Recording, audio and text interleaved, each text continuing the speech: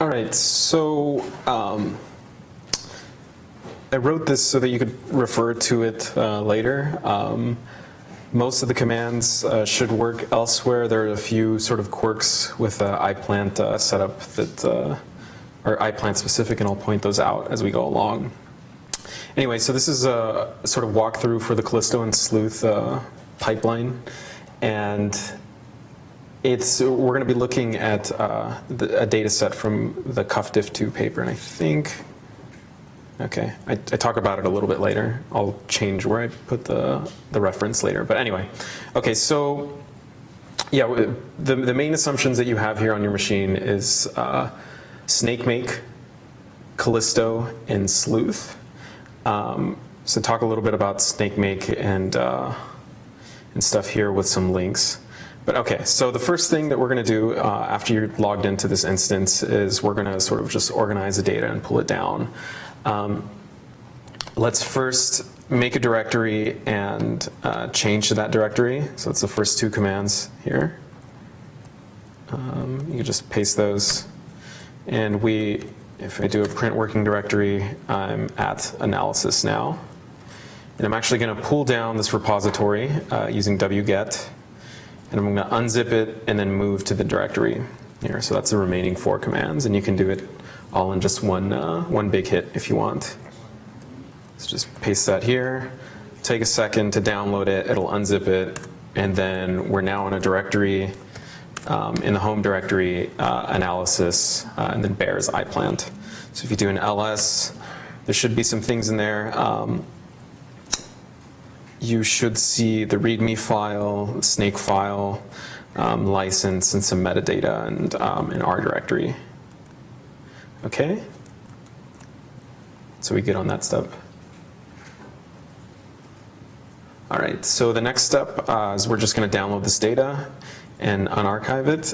It might take a few minutes, but there's a link here that using wget, and we're just going to download it and extract the archive. Okay, so let's see.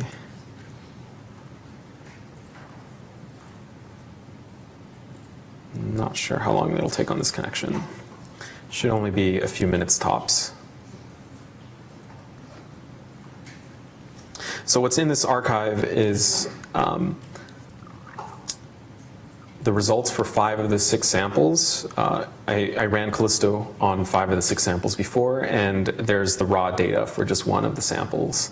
This is just to save time. Yeah, so it'll take a few minutes. Let's see how long it takes. Okay, in the meantime, give you a quick overview of Callisto. So the pipeline in Callisto is pretty simple. You basically have 2 steps. You build an index, which is once per organism or per annotation, and you quantify against the index as many times as you want, once per each experimental sample. So there's no alignment step. There's no like intermediate BAM file. You can get what we call a pseudo BAM, which basically outputs the pseudo alignments, if you will, just basically the read start position and just the information about the read. But by default, we don't output that. So you could go to the Callisto website if you're interested in getting the pseudo BAM, and that's basically just the transcript, what you would get without doing the full alignment, just the start sites from the transcript type alignments, like using bowtie, for example, against a transcriptome. Okay, so it's still going. Let's see, what else can we talk about? Okay, so the index is something that you would basically just build from the cDNA in a FASTA format, or as we also often call it, the transcriptome. So with Callisto, we actually provide a link. It's on the page. It's a bit buried on the page, on the Getting Started page, but I posted a link to it here.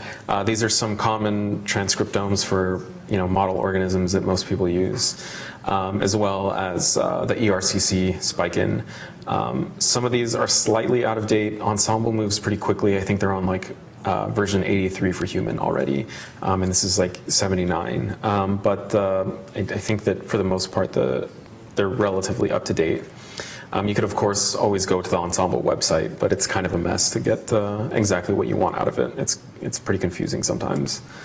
Okay, hopefully this thing will finish soon. All right. Anyway, so yeah, so the index step basically takes the targets in this case the transcripts, and builds the target to Brown graph. And what we need it for the pseudo alignments. So this is the data structure that we use in the pseudo alignments. And we also build a bunch of other things. It's some like reference to and back from like these hash tables, and it's some Callisto specific binary format. So other tools can't use it without like obviously going into the code and figuring out what every single little data structure is. Okay. So fortunately, I can't really go much further without this thing finishing in, but I think it should be pretty close to done. Give it another minute or two.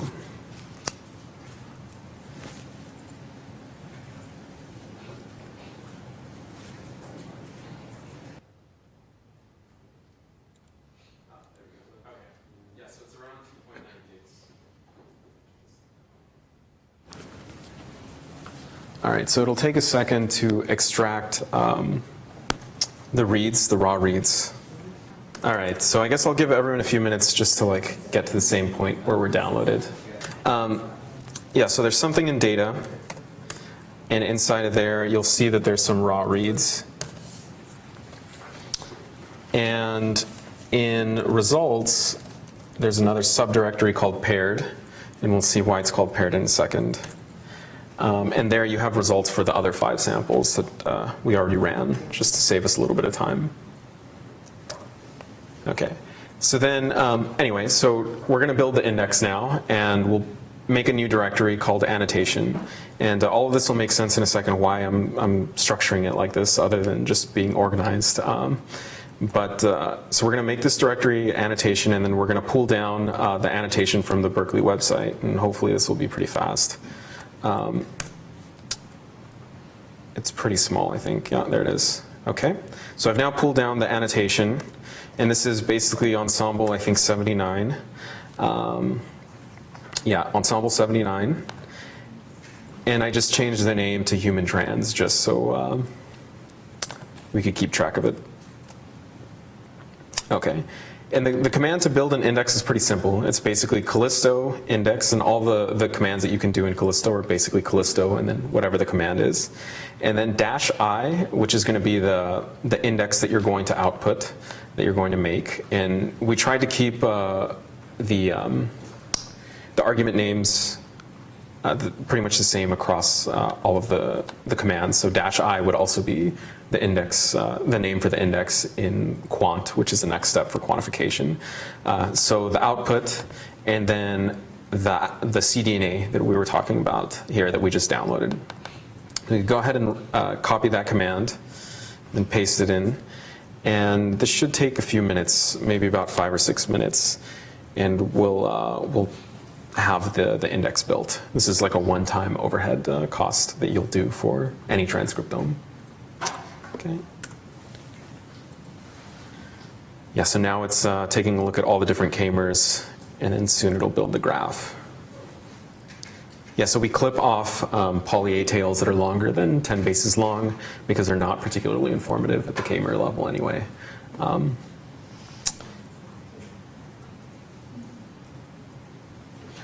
here it also says that there were 85 non-ACG U or T characters, so we had like some N's or something in that sequence. If you have an annotation that's not as good as human, that number is often much higher. And basically we just put pseudo-random data in those just so that we can map across those junctions where there's like N's basically. Okay. So it shouldn't take more than about 5 or 6 minutes, I think. I think my laptop's a bit faster than some of the atmosphere images. But let's see. Okay, so just another comment about building the index. So the index is by default built with a k-mer size of k is equal to 31. If you have really short reads, like let's say 35 base pair long reads, you should change k to something smaller, like 21. We've done a number of experiments that show that k is equal to 31 and k is equal to 21 behave quite similarly. I think 21 behaves slightly even better, but you give up some speed by using a smaller k-mer because there's more mappings. Okay. Yeah, so to specify the different k-mer size, it's -k. And I think there's only one other different argument, potential argument that you can throw into the index, and I forget what it's called. Once this finishes, I could show you, but basically some people map against the repeat, like rep base, for example. They throw rep base in there as well, and rep base has a lot of repeated names, target names, and we have no way of like disambiguating these later. So we basically, if there's another argument, I think it's like -- force unique or something like that, and it'll basically force every single target ID name to be unique. So we'll just add like a number to the end of that particular. If there's a duplicate target ID, we'll just add a number to the end of the ID depending on where it showed up. So the first one will get 1, the second one will get 2, etc. Okay, so I think this thing is going to finish in a few minutes. It should be pretty quick now, or pretty short after this. I'll talk a little bit about quantification, which is going to be the next step. So once you index an annotation, you can basically quantify any number of samples against it. We try to keep the number of parameters in Callisto quite small. You'll find that there really aren't any tunable parameters in Callisto for this reason. And I mean, we've sort of played around with a lot of the parameters, and I think it's basically, it's pretty robust to any parameters other than k. For that reason, there really aren't any extra parameters. So we'll talk about the different parameters, but if you're going to do, or what the different arguments it'll take, but if you're going to do differential expression, there's one parameter that you have to set. So by default, Callisto won't do any bootstrap samples. So you have to provide, for sleuth, which is the differential expression tool that comes after Callisto, you have to provide a non-zero number of bootstraps. In general, I suggest using at least 30. After 30, anywhere from between 30 and 50, the results don't really change too much. And the general format of this call is going to look something like this. So it's going to be Callisto, quant, -i again, and this is the index against the index that you used. -b for the number of bootstraps. So 30 is what we're going to use for the sample. -t for the number of threads to do the bootstrap estimation. So right now the pseudo alignment isn't even threaded. It's just the bootstrap abundance estimation that is threaded. We're probably going to thread the counts a little bit later, or sorry, the quantification step, the counting of all of them a little bit later, and then an output directory. So -o specifies the output directory, and basically this is going to be the root where you're going to dump everything. And then if you have paired end reads, you'll have the pairs, and you'll have the left reads and the right reads. If you specify more than one set of reads, you basically would do left, right, space, space, etc. And so here's sort of the outline again. -i for the index, -b for the number of bootstraps, -t for the number of threads. Some sample ID is sort of the way that I set up mine. So I'd say basically I have all the data in data, and then some sample ID, and the results in results, and then some sample ID. And I typically do this especially for all the SRA type samples, so I do a lot of reanalysis of other people's data sets. And this works out quite well because in Sleuth, you'll see later, all that I require is like a mapping from sample ID to some experimental condition. And it makes it a lot easier to keep track of things rather than renaming files and all this sort of stuff where you can accidentally rename a sample as something else and then screw up your analysis. Okay. Okay, still going. Should not take much longer.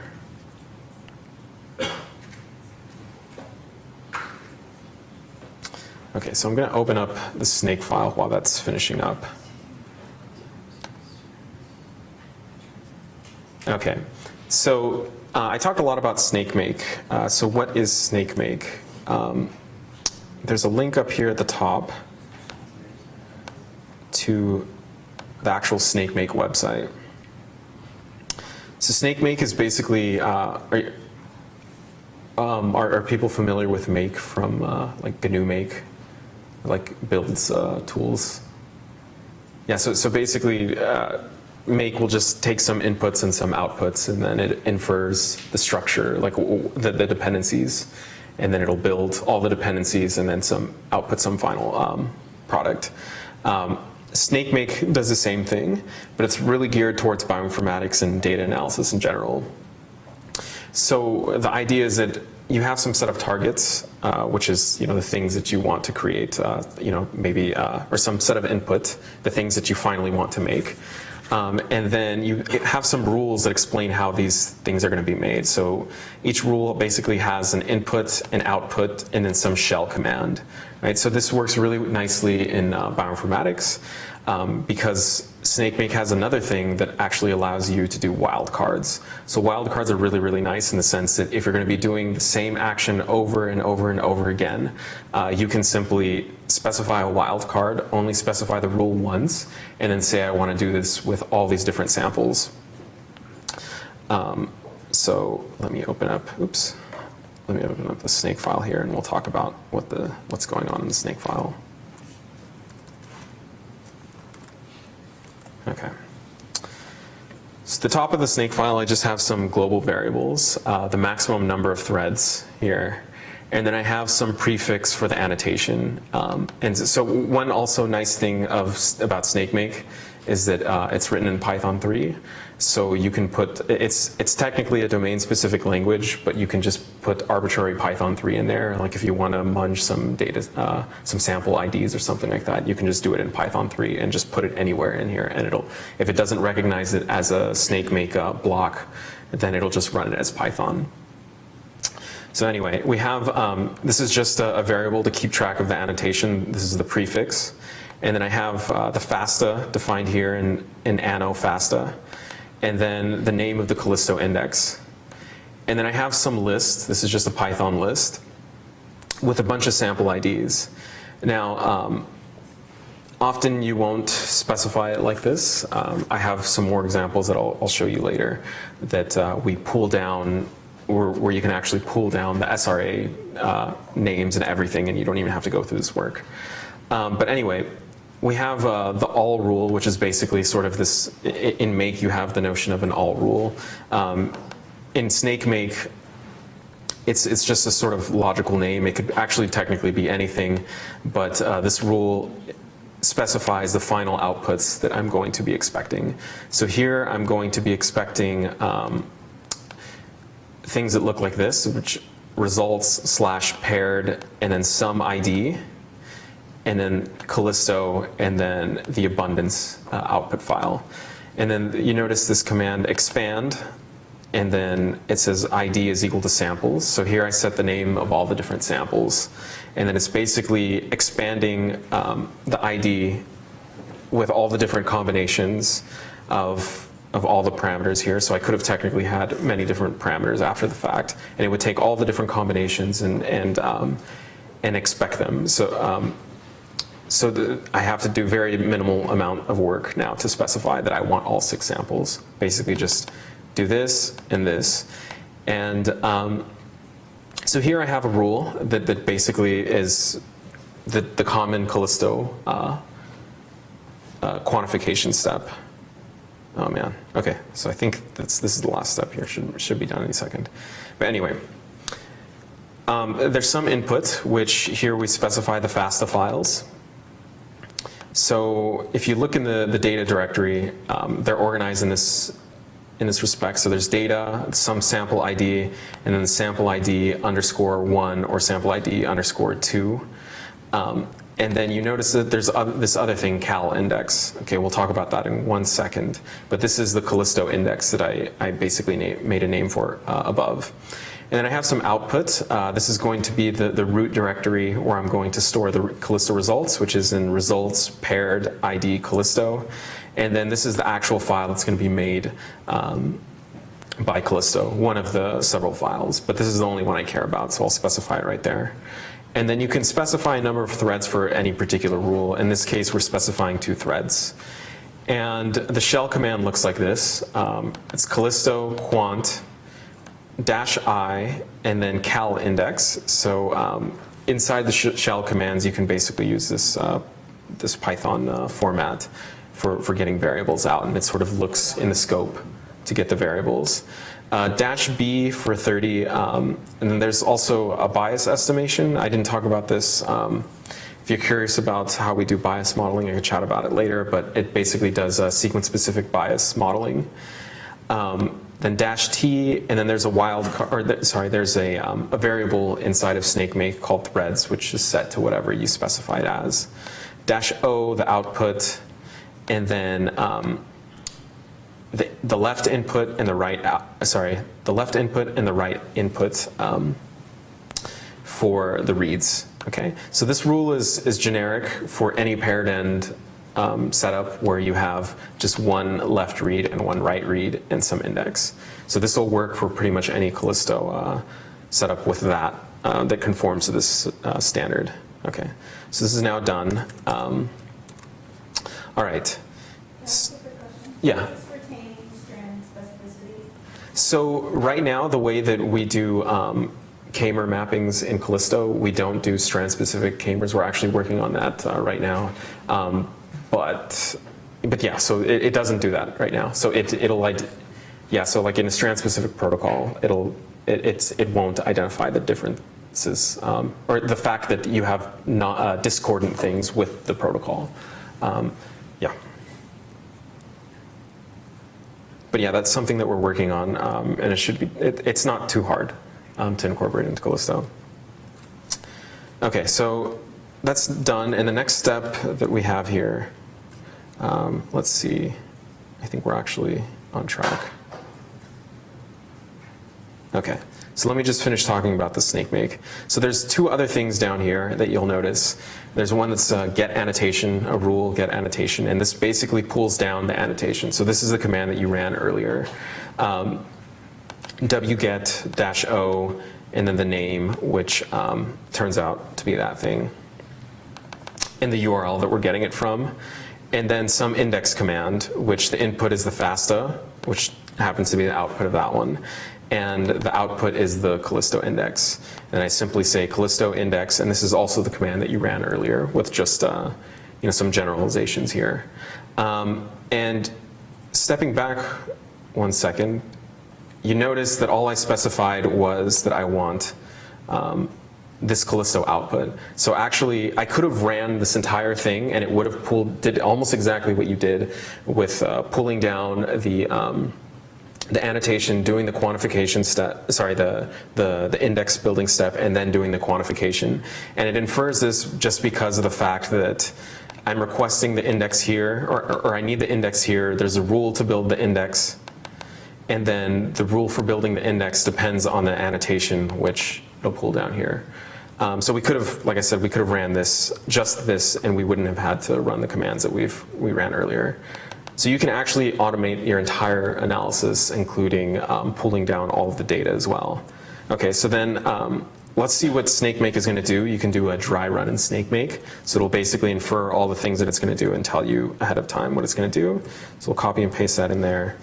And it says here, it's going to run one instance of Callisto paired.